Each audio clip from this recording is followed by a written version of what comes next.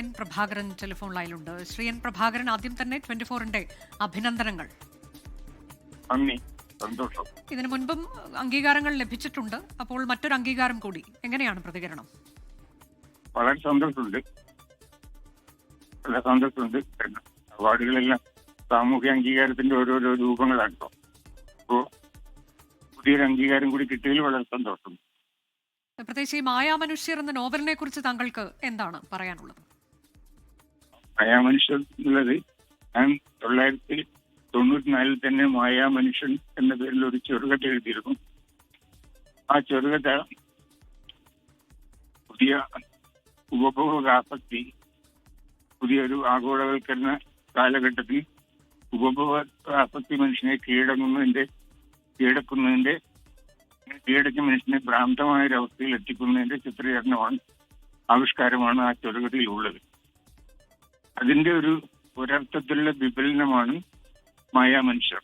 മായാമനുഷ്യരുടെ കാലമാകുമ്പോഴേക്കും കേരളീയ ജീവിതത്തിന്റെ സർവ്വതലങ്ങളിലും അതിന്റെ ശൈക്ഷണിക തലത്തിലും അതിന്റെ മറ്റെല്ലാ വ്യവഹാരങ്ങളിലും ഒരുതരം മായാപരത വന്നു ചേർന്നു.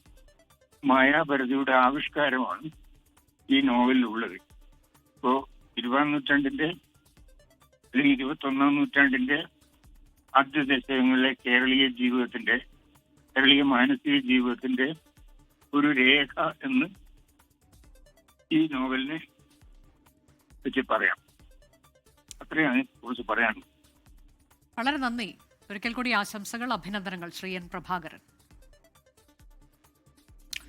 എൻ പ്രഭാകരനാണ് നമ്മളോട് സംസാരിച്ചത്. സന്തോഷമുണ്ട് എന്ന് അദ്ദേഹം പറയുകയാണ്. കേന്ദ്ര സാഹിത്യ അക്കാദമി പുരസ്കാരം മായാമനുഷ്യർ എന്ന നോവലിനാണ് ലഭിച്ചിട്ടുള്ളത്. ബൽറാം നെടുങ്ങാടി തുടരുന്നുണ്ട്. ബൽറാം, ഇതിൽ 24 ഭാഷകളിൽ ഉള്ള പുരസ്കാരങ്ങളാണല്ലോ ഇന്ന് പ്രഖ്യാപിച്ചത്. അതിന്റെ കൂടുതൽ വിശദാംശങ്ങൾ എങ്ങനെയാണ്? അതിൽ ആത്മകഥയുണ്ട്, ഓർമ്മക്കുറിപ്പ്, സാഹിത്യ നിരൂപണം ഉൾപ്പെടെയുള്ള വിവിധ മേഖലകൾക്കാണല്ലോ പുരസ്കാരം.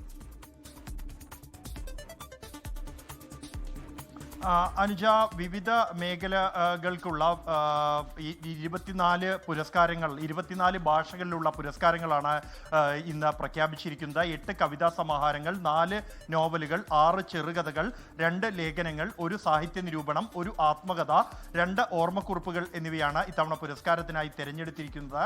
അതിൽ കേരളത്തിൽ ഇത്തവണ നോവലിന് മായാ മനുഷ്യർ എന്ന എൻ പ്രഭാകരൻ എഴുതിയ 2019 എഴുതിയ നോവലിനാണ് പുരസ്കാരത്തിനായി തിരഞ്ഞെടുത്തിരിക്കുന്നത്.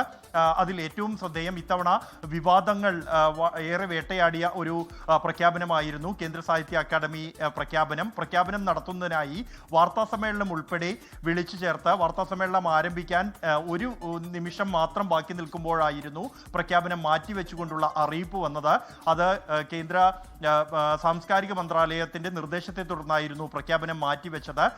ബംഗാളി ഒപ്പം തന്നെ ഗുജറാത്തി ഭാഷകളിലുള്ള പുരസ്കാരങ്ങൾ സംബന്ധിച്ചുള്ള തർക്കമാണ് ഈ പ്രഖ്യാപനം മാറ്റിവെക്കാൻ ഇടയാക്കിയത് എന്നാണ് പിന്നീട് ലഭ്യമായ വിവരം. എന്തായാലും ആ തർക്കങ്ങളെല്ലാം പരിഹരിച്ചുകൊണ്ട് 3 മാസം വൈകിയാണെങ്കിലും കേന്ദ്ര സാഹിത്യ അക്കാദമി പുരസ്കാരം പ്രഖ്യാപനം നടത്തിയിരിക്കുകയാണ്. അനുജ, ലോകത്തെവിടെയായാലും ഏത് സമയത്തും 24 വാർത്തകളും ഓഗ്മെന്റഡ് റിയാലിറ്റി പാക്കേജുകളും എക്സ്പ്ലെയിനറുകളും വിശദമായി കാണാൻ ഞങ്ങളുടെ യൂട്യൂബ് ചാനൽ നിങ്ങൾക്ക് സബ്സ്ക്രൈബ് ചെയ്യാം.